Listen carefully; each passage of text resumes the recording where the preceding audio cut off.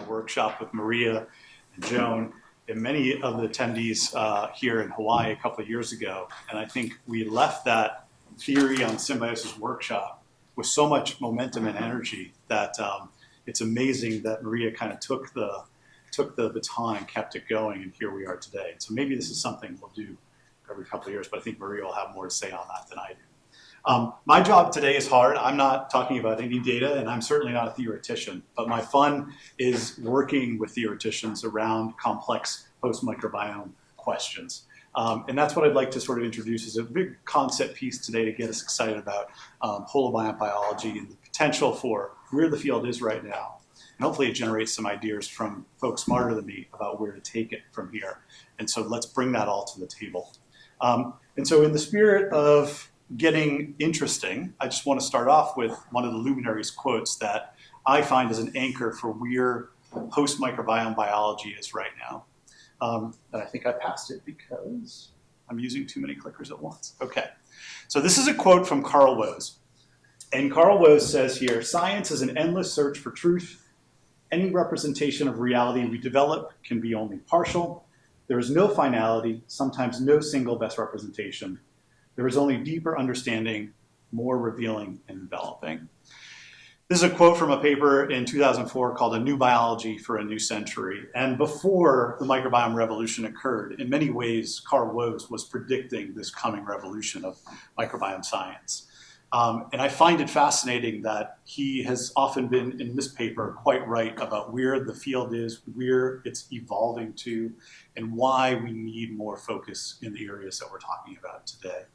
And I want to put that quote in the context of what I would oversimplify from my perspective as an evolutionary geneticist is three epochs in my little brain. These are certainly not the only ones. But it begins for me with the 1859 publication of The Origin of Species by Charles Darwin. And I want to anchor these three themes in the centrisms that they are focused on. And this was clearly a eukaryocentric testament in some ways. He was looking at all kinds of animals and plants. He probably knew about bacteria by that time, but it is not in The Origin of Species at all. In fact, it's like what we call a sterile book. Yet the theory for evolution, natural selection, the origin of varieties, I mean, so much scales through organisms that it didn't even matter that that was just the slice of the pie that Darwin was thinking about. No genetics here either. So no microbiology, no genetics. And that actually brings forth the second epoch, which is the modern synthesis in my mind. And this occurs obviously in the 1920s to 1940s when the rediscovery of Mendel's laws joins in with Darwinian evolution. And arguably, this is a period that becomes heavily nucleocentric because a lot of the founders of the modern synthesis were working with animals and plants. And this was an intense focus on what are genes? How can we mutate them? Where do they come from? How are they inherited? And I like to position you to think about those questions about genes are very much questions that we're asking about microbes in symbiotic contexts today. What do they do? How are they inherited? How can we mathematically model that? And boy, do we get great mathematical modeling from here on forward on sort of the population genetics. But we're in a different era now, one that Carl Woese predicted, which is arguably what we call a postmodern synthesis for the 21st century. And I would argue that holism, accompanied with reductionism in these prior epochs, is really where a lot of complexity emerges for us as experimental biologists and theoreticians. And once again, in a paper by Carl Woese, we get sort of a foundational quote about where microbiology will be at this time that we're in, some 30 years later. And I hope to convince you a little bit, if you're not on the fence or don't agree, that this is an area where we are. And if you're already on board, well, there's so much more to do. So the imperative begins with what many luminaries, contemporary ones, have argued for the last 2 decades, which is that we have this juxtaposition of microbiology and macrobiology. And they kind of live in different worlds, in part because of the historical context that they are in. If you think about it, we have different species concepts for microbes and macros. We have different tools to measure diversity, and we obviously have different theory. And some of these may be calculable. Some of these may exist quite fine as independent territories. But there also is an imperative to see if we can unite and merge some of these very big questions in biology. And so when you think about hosts and microbes, we got these things separate, we have these problems, but really this is where reality is. Reality is in the holobiont, because the holobiont is the structure that determines the function and phenotypes of many of the traits that we're interested in as visible experimental biologists. And so just to get us on the same page, a holobiont is simply defined as a host in its microbiome community. And this is a paper that actually emerged out of that theory workshop in Hawaii. It was led by Pam Freddy. Pam, are you here? I don't know if she's here. She's not. Okay. But a couple of us joined her on that. And this is just a nice depiction of defining the holobiont from a compositional perspective, and then the hologenome from a DNA perspective. This does not prescribe prominence to mutualism, parasitism, commensalism. It does not prescribe prominence to selection versus neutrality. These are structures. And the structures are important because one thing that I like to anchor my thinking in is that a host has never been just a host. It has always evolved with an ecological community of microbes that associates with. And of course, those can be helpful, they can be harmful, or they can be harmless, but they're always there. And so the anchor of holobiont biology is that a host has never been in nature silent away from its microbes it interacts with. What is a hologenome made of? Well, I like to bring in first the host side a little bit first, and then we're gonna show the continuity of that to the microbial side. And on the host side, we can think about an animal or plant having a nuclear genome, a cytoplasmic genome, of course. That nuclear genome is a mess. It's composed of selfish genetic elements and quite helpful genes. It is a battleground in and of itself. Those genes all interact with each other and determine the emergence of phenotypes. And those genes can be both vertically transmitted predominantly and, as we know, sometimes horizontally transmitted. So it's not a perfect kumbaya of a nuclear genome that's strictly vertically transmitted and everything's helpful. It is a complex community of genes, if you will. Now, in the microbiome side, we can draw those parallels and actually draw the math continuity in some cases for people that put their effort into this area to show that there's similarity. That is that the microbiome, with a whole lot of complexity, is a mix of helpful, harmless, and harmful microbes, just like the genome is, but to different degrees. And the microbiome associated with a host is probably horizontally transmitted more often than vertically transmitted for most systems. But the point is that both sides of the equation experience similar dynamics just at different degrees. And mathematics, I think, can have a powerful say in merging these two components into a more unified theory, just with different scales along the gradient of which both parts of the holobiont exist in. And so this is really what the hologenome concept is. It's gone through a lot of discussion, refining, polishing, but ever since its beginning, it's sort of been anchored in we should be merging these two things, and we should be thinking conceptually, mathematically, and experimentally about uniting these elements of what determines a structure, which then determines the function. So let's talk about what will change if we evolve our thinking from this little Nasonia parastoid wasp. It's actually the size of a rice grain. This is something I've worked on for a couple decades. As an individual, and then let's talk about it as a holobiont and what will actually change in biology. And I think there's a lot actually changing already. I was just dialing up the PubMed search for papers that include the word holobiont or holobiology. And over the last 20 years, we have 2,400 publications with 340 published in 2025.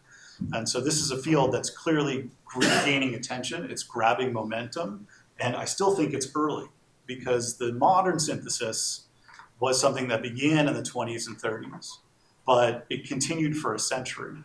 I arguably, if you think about the point at which we are in with host microbiome symbioses, we're in the first decade or two of what will be a century worth of work, bringing macrobiology and microbiology together around these structures. So there's way more opportunity and hard work ahead of us than behind us. But we're beginning with clearly an emergent foundation for this field. Holobionts are now being talked about in terms of conservation. This is the International Union Conservation Network and its landmark publication announcing a microbial stewardship group that was led by Jack Gilbert and Raquel Peixedo. For those that don't know, the IUCN establishes the red list of endangered species and ecosystems. And for the first time in history, we now have microbiomes and microbes incorporated into the recognition that these need to be maintained as well. So whether we're looking at an endangered animal or plant, its microbiome is fundamental to its conservation. Whether we're looking at soil and environmental niches, ecosystems that are endangered, microbiomes will be essential to that. This is a lofty ambition, and I think I'd love to hear ideas about where to take it. But clearly it's going to involve conservation of microbe storage and then applications to conservation efforts with those microbes. Okay, I also think that once we recognize diversity and function comes from the holobiont structure, that our databases are going to have to evolve as well. So for example, when we go to EMBL or NCBI, what do? Click a button on the human genome, or click a button on Arabidopsis or Drosophila, and we don't have any linkages or connections to the fact that it's a holobiont structure with microbes that determine a lot of its functions. And yet we download the sequences siloed and soloed for a GWAS analysis, siloed and soloed.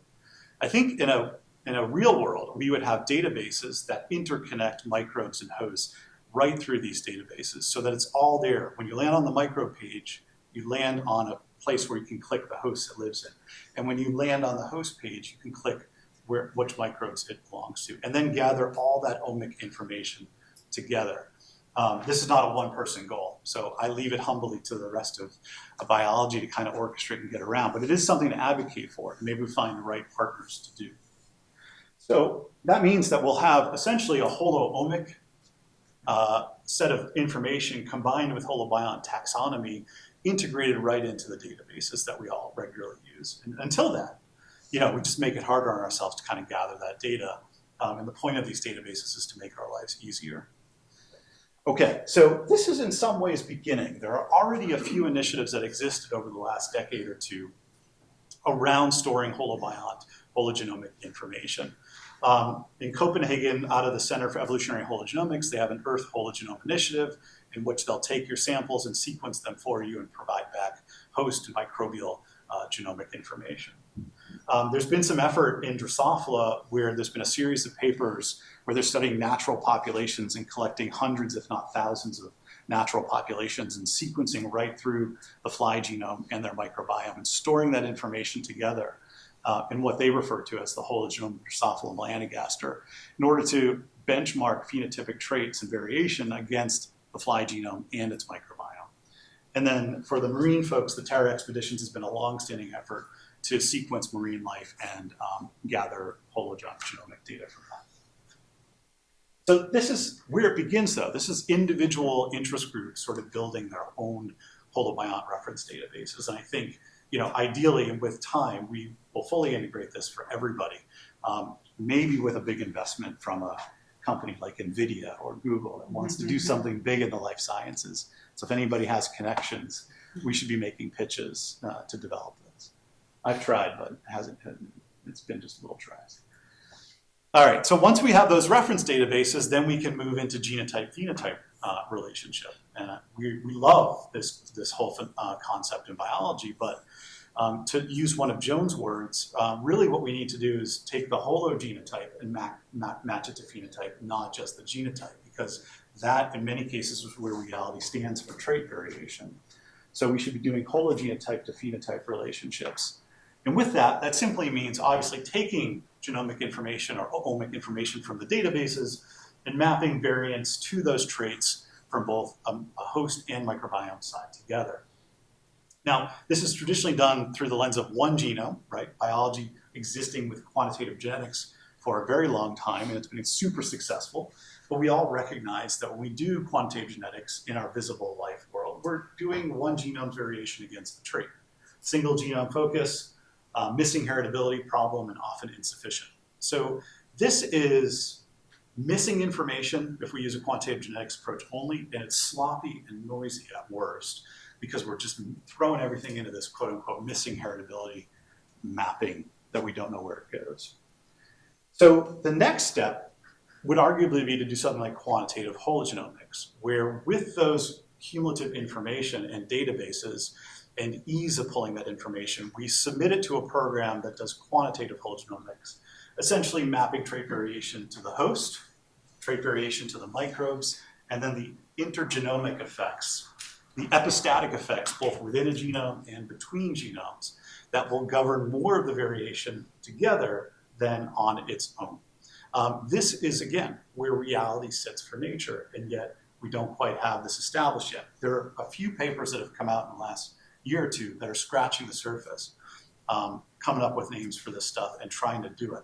But I think we're still waiting for that one that really takes flight. So what will this do? Well, this is clearly a multi-genome focus. Hologenotypes and microbial taxa and their interactions will associate with the trait, and this will definitely increase explanatory power. Not for everything. I don't want to make the claim that every trait has a microbial basis, but certainly for many, many, many traits. Now, in the human world, we already know this to be true. So this is a paper from 2018 where they looked at various human physiology features, and they mapped variation to the gut microbiome versus the human genome. Now, not all of that variation in the hologenome is measurable to the traits, but among the variation that is measurable, and they allocate it binarily between the host genome and the host and the gut microbiome. For traits like HDL cholesterol, 45% of the variation in people is measured through the gut microbiome, 55% for hip circumference, and 65% for BMI. So this is a clear and present case already from our own bodies that the microbiome in the gut explains more of the variation than genetic variation in the human genome. Now, this isn't really a big surprise because some of these features are very much related to metabolic facets of our human biology that we now know to be linked with the gut microbiome. But the degree to which they do over the genome is fundamental to, I think, raising the provenance of the holobiont in thinking about what maps traits to genomic variation. This is an area that I'll talk about tomorrow, but we work on speciation and the evolution of new varieties. And the splitting of an ancestral population into two different varieties is a topic that we have sort of peeled the layers of an onion away of and keep finding profound, strong microbial roles to the origin of species and new varieties. And just through a little sort of conceptual hand-waving with the Dobzhansky-Muller model that explains the genetics of hybrid lethality, there are more ways statistically and mathematically to evolve hybrid incompatibilities when you combine the host and the microbes together than just looking at host genes alone. That you can evolve incompatibilities between microbes and hosts at a faster rate, or at least at a larger rate, which might make them then faster evolved in nature. So at a very rule of thumb, there's at least twice as many ways to get to a hybrid incompatibility with a holobiont model than just a host model alone. Why is that? Well, I can get into the complexities later, we can discuss more, but if you just sort of conceptually walk through, there's a holobiont here in the middle with its host and microbes, and then it's the phenotype space around it. And as divergence occurs, divergence will then maybe generate over time a trajectory of host and microbiome change that also leads to phenotypic change, that also could lead to speciation between the new lineage and the ancestral lineage. And that speciation is measured by the amount of reproductive isolation on a scale of 0, no isolation, to 1, complete species status or complete isolation. So how do we get there through a microbiome lens? Because I think a lot of work has been done on genetics, nuclear genetics already. Clearly, we can get there through vertical transmission and co-speciation of host microbes that are allied through a trait. Think something like a nutritional endosymbiont in an aphid and its host co-diverging over time to create reciprocally incompatible combinations in their hybrids because they co-adapted with each other for long enough time. That would be one model. Another model would be horizontal transmission. And so a microbe can shift a holobiont's phenotype from the ancestral state just by being horizontally acquired. And then, of course, if it's stably persisting enough, it can have a long-term effect on phenotypic variation that then creates lineage variation. And in my case, I think about Wolbachia bacteria a lot. These are very common insect symbionts. They are predominantly vertically transmitted, but they are very much horizontally transmitted microbes that establish new relationships with arthropods all over the arthropod tree of life. And then they become vertically inherited. And then they can initiate hybrid reproductive isolation. So a horizontally acquired Wolbachia in the wasps that I was mentioning earlier can render two populations non-interbreedable anymore. I'll talk a little bit about that tomorrow. And then finally, we don't think about this one enough, which is microbial abundance change. Same microbe, different abundances could lead to different phenotypes. And obviously you can think about this in terms of virulence, but you can also think about it in terms of a beneficial trait, that the higher the concentration of the bacteria, the more beneficial that trait becomes. So even though that microbe is rare here, it doesn't express that beneficial adaptation. Or it becomes abundant enough, it does. And now you can have phenotypic variation just based on microbial abundance changes. And again, I think the key theory around this one is, again, how stable can these relationships be in order to get that kind of phenotypic divergence of the varieties. And finally, because we're agnostic about forces, I'd just like to emphasize that when holobionts and their phenotypes are changing over time, selection can operate, neutrality can operate together on different components of the holobiont or at different times in the holobiont. This is a question begging for mathematics because the dynamics of selection and drift, working on the dynamics of these microbiome changes that drive phenotypes, is enormously complex to handle. But there is, I think, a goal ahead of us then to start chipping away at all of that, to really create a unified model here. Okay, so I'm going to talk to you about some other measurements of growth as I wrap up, just to kind of give you a sense of where the field is right now. So in terms of field and scholarship growth, there's been a lot of growth. These are funding agencies from across the world that have put money into investigators and centers and institutes around holobionts or hologenomes. The one that I recently got excited about over the last year was this one called Holomicrobiome from the Netherlands. It's a $200 million national investment to create a holomicrobiome institute and fund many different investigators in the Netherlands in this area. At my own sort of funding system, NSF and NIH here, there's probably about 80 grants that are funded with holobiont or hologenomic angles on them. And of course, many more behind me from an international perspective. This means then that the center growth in this area has been pretty bright as well. The two original centers, the Center for Meta-Organism Research and the Center for Evolutionary Hologenomics, have been around for 5 to 10 years now, and there are several more that are now oncoming. And this is a project, not a center. Actually, these bottom two are projects. Holoruminant is on the cow microbiome, holobiont structures, and then Holofood is on optimizing food agriculture output through a interbreeding and hologenomic lens of optimizing both host and microbiome biology. There are many conferences that are happening as well.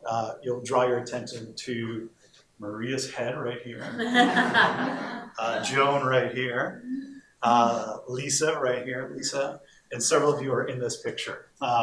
So that's where we were in Hawaii a couple of years ago, and this is also happening in other places, Brazil, Copenhagen. Several of the International Symbiosis Society meetings have happened in conjunction with a holobiont theme. And so this is just to give you a sense of there is a lot of interest. There is a lot of need as well. And this is a field that I think will be here for the very long term because we have so much work ahead of us. It's fun to kind of dive into the internet world and get a little scared by some of the things that are out there, which are a little crazy.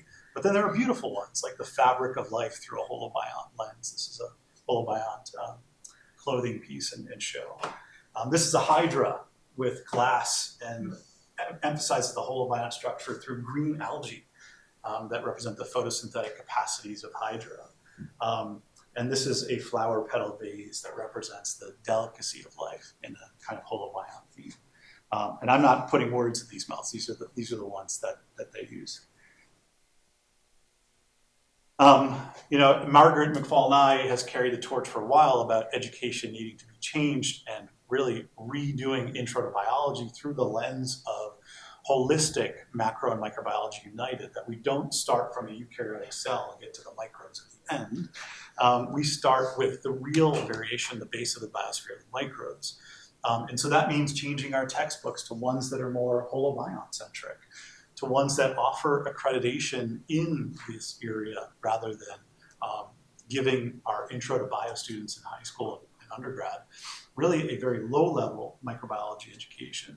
And at best, we're really tailoring them to think about the visible world so much more than the microbial world that this does not do them a service. And if we want to make more scientists in this area, we also have to bring this cultural change to our education system as well.